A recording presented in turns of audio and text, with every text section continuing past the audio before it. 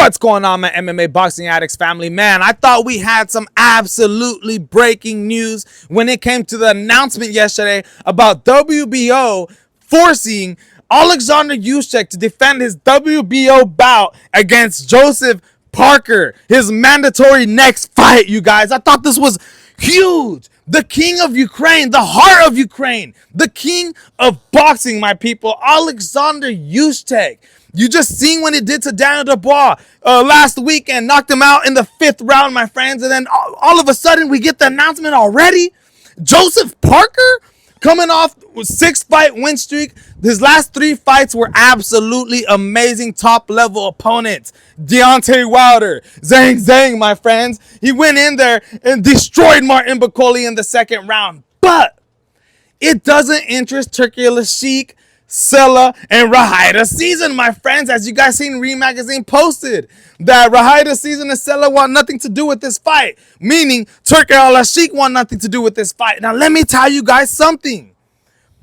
I cannot believe that they're going to waste this fight to be able to get Alexander Usyk versus Tyson Fury 3, my friends. Now, I know it's going to sell Wembley. If there's going to be 60,000 fans there to watch it, it's going to sell a lot of pay-per-views, and it may sell more pay-per-views than the fight with Joseph Parker. But that's not until next year, my friends. And Tyson Fury, he's been retired. His last 2 fights were against Usyk. And before that, Francis Ngannou, his last 3 fights. Look at his damn resume. Right now in the sport of boxing, this is not what we want to see. We want to see Joseph Parker, my friends. This guy's been looking absolutely phenomenal. Now, when you watch his last 3 fights, Deontay Wilder, and then you watch his fight with Zhang, and you've seen when he was doing work against Zhang, Turki Usyk was never excited during the fight. I don't think he's excited by Joseph Parker as a fighter. When you look at what he did against Martin Bakole, look at what Turki Usyk was doing. He was sitting down.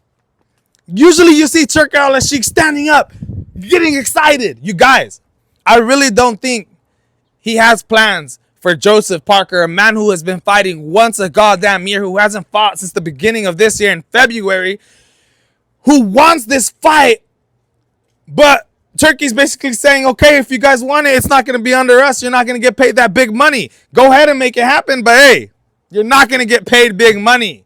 So now Alexander Usyk is stuck in a position whether he's going to defend his WBO bout, because if he doesn't, the WBO has already said that they're going to face Joseph Parker. He's going to have to face the #1 ranked fighter in that division, which is Anthony Joshua, which is a fight that we had already seen, my friends, which honestly, nobody wants to see that right now. Anthony Joshua coming off that knockout loss to Daniel Dubois. I mean, come on, dude. We want to see competitive matches. And I know Tyson Fury in that last fight with Usyk was competitive. Don't get me wrong.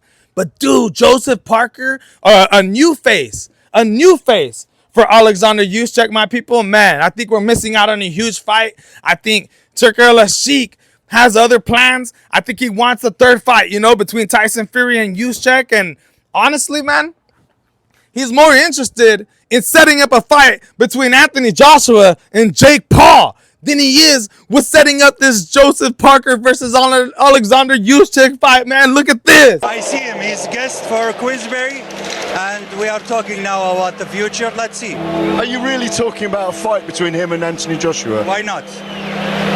It is win-win deal. I mean, come on, dude. At the end of the day, where Turki Usyk says goes, my friends. You seen him lashing out at Boots Ennis now. I just interviewed Virgil Ortiz when we were talking about the tune-up plan with your boy Jerome Boots Ennis, who just came up to the 154-pound division and wants to have 2 tune-ups. Well, guess what Turki Usyk said? On his cards, we don't do tune-ups. What does that mean?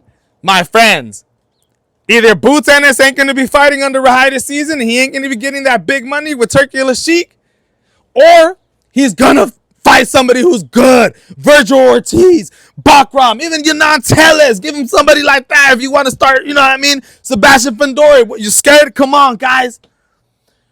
Breaking news with the way Turki Usyk is acting right now in boxing. Hey, he wants to make boxing great again.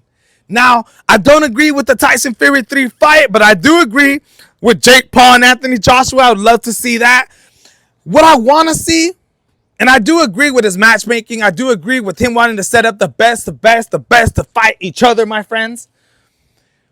And also, you guys seen the way he was acting with Shakur Stevenson? You know, Shakur Stevenson and what they pulled off at that Times Square card. You know, they took the bag and nobody even got hurt for it. So he started forcing Shakur Stevenson and posting those tweets about, you know, gonna shrink the cage and this and that, which forced Shakur Stevenson to fight inside the pocket.